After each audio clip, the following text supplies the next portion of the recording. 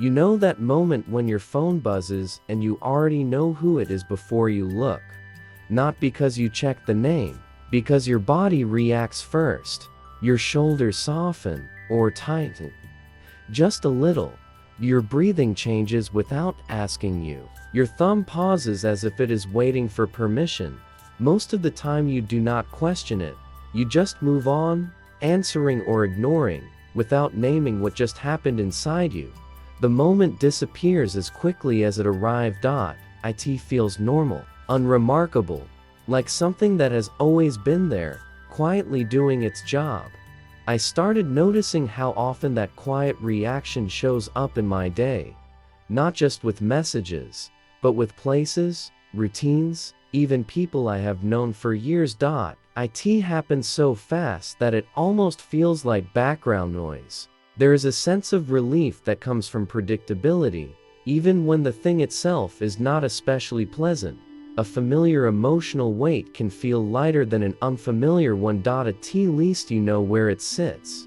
Driving the same route home, even when traffic is worse. Rewatching a show already know the ending to. Letting a weekend pass without changing much of anything. Sometimes I notice myself defending those choices internally.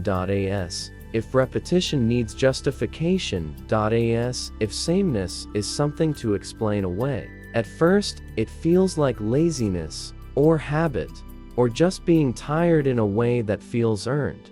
But the feeling underneath is more specific than that. It is a kind of safety that does not ask permission. It does not explain itself or justify its presence. Psychology reveals that the brain does not actually search for happiness first. It searches for what it recognizes. Recognition feels like control.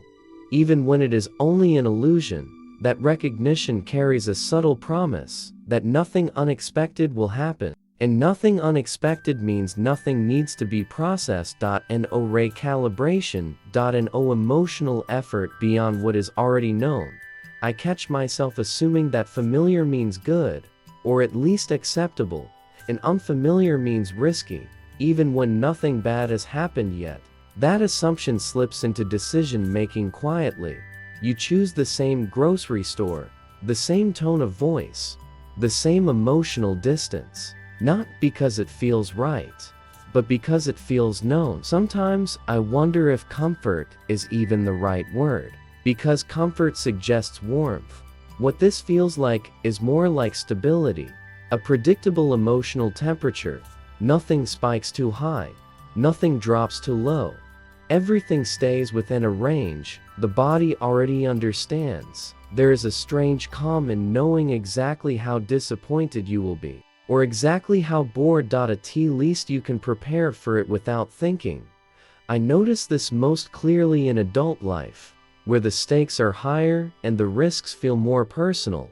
Choosing a job that drains you in familiar ways over one that might challenge you differently. Agreeing to patterns that quietly repeat themselves. The known discomfort feels safer than the unknown possibility. That realization makes me uneasy every time it shows up, because it suggests that a lot of my choices are not really choices, they are responses. Reflexes shaped by repetition. Paths worn smooth by years of emotional traffic. Researchers suggest that cognitive patterns form early and then quietly repeat themselves. Not loudly, not dramatically, just consistently, like a background hum. You stop noticing. You do not wake up and decide to repeat them. You simply follow the path that feels least alarming, the path that requires the least internal negotiation. Even emotional triggers start to feel like landmarks. Anger that arrives on schedule. Sadness that appears in familiar rooms. Relief that only comes when things go back to how they were. Sometimes, the absence of tension feels like success. Even if nothing actually improved, the nervous system relaxes. And that feels like confirmation. Used to think awareness would stop this. That once you see the pattern, it loses power. That insight alone would be enough. But noticing does not always change the pull. Sometimes, it just makes the pull more visible. And visibility does not always weaken attachment. There are moments when I question whether what I call intuition is actually familiarity in disguise. Whether my gut feeling is trained, not wise. Whether it is protecting me, or just keeping me inside old boundaries. That thought lingers longer than I expect, because it reframes so many small choices that felt neutral before. Suddenly, they feel loaded with history. When you say, someone feels right immediately, what does that really mean? When you say a place feels off, what exactly are you responding to? Is it danger or difference? The brain does not separate those two very cleanly. It reacts first. It explains later. I think about how often we confuse calm with alignment.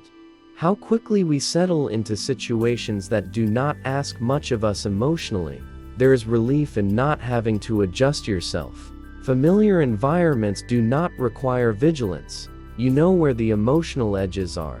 You know which parts of yourself to hide, and which parts are allowed out.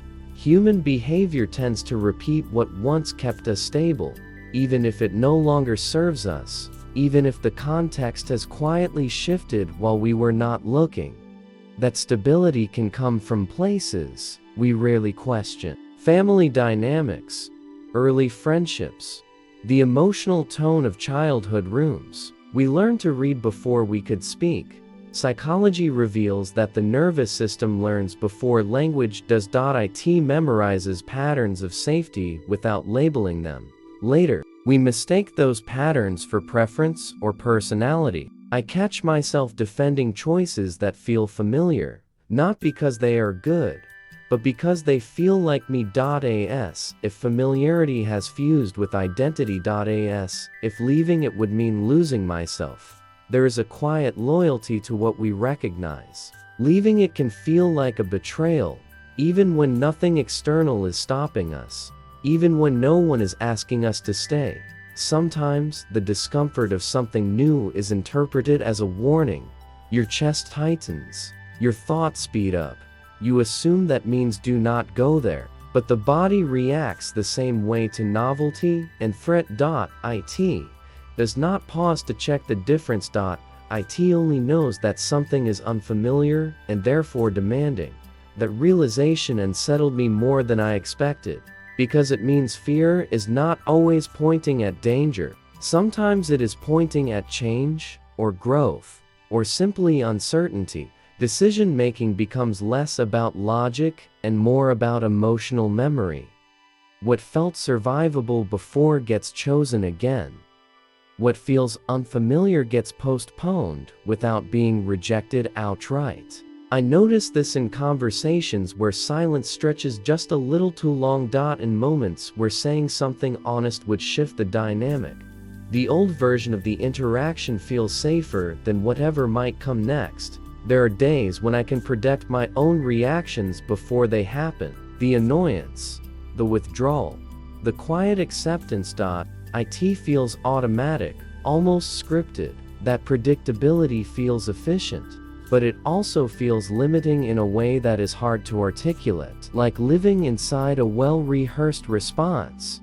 Cognitive patterns do not announce themselves. They blend into your sense of normal. They hide inside routines, habits, explanations you rarely revisit. You think you are choosing based on values, but often, you are choosing based on what your system already knows how to endure.